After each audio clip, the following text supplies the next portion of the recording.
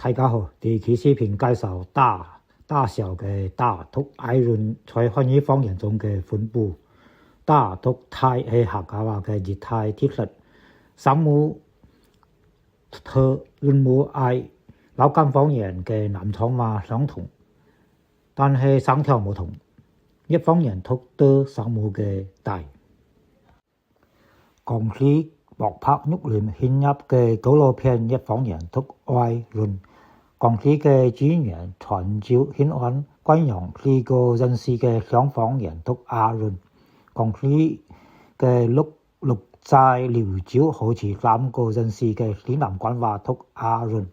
講是絕大部分粵方言片話客家話都讀艾潤母。廣東絕大部分粵方言客家話都讀艾潤母。廣西絕大部分贛方言相當一部分嘅客家話讀艾潤。連昆廣西省嘅安徽西南角嘅幾個人士，如陸松、望江、太湖嘅贛方言讀艾潤。湖北、湖南兩省嘅贛方言、湖南省嘅客家話讀艾潤。福建嘅客家話讀艾潤嘅人士冇多，潤天閩客讀艾潤。連省牟平雙巷人化清流讀阿潤。福建有幾個人士嘅閩方言讀艾潤。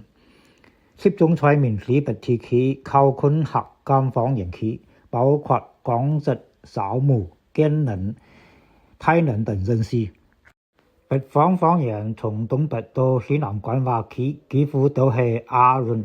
另外還有部分方言讀多種唔同嘅韻母，包括山西兩省嘅一啲人士，讀音冇係艾也冇係阿，但係省會城市西安老太年讀音同普通話讀打。客家話分佈好廣，除閩贛粵桂4省區之外，台灣、四川嘅客家話還係讀艾潤佔多數。例如成都客家話8個調查點嘅打數全部都讀泰。閩南方言幾乎都讀華潤的聲母，比如廈門話讀大。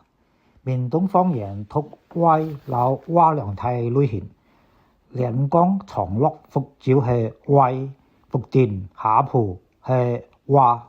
總嘅來講，福建省嘅閩方言係3種類型，以圖所示。閩東方言歪，閩南方言華，閩西北方言艾，普通話係阿。最後總結一下，兩廣地區還有台灣、四川等地區客家話幾乎都係打讀泰。